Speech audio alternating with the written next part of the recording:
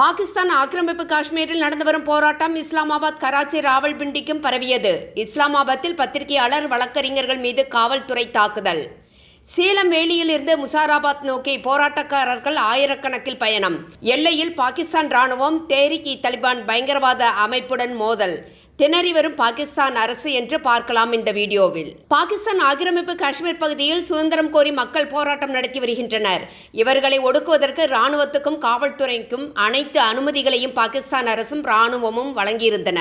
பாகிஸ்தான் ஆக்கிரமிப்பு காஷ்மீர் பகுதியில் இருந்து வன்முறை பலுசிஸ்தான் வரை பரவியது.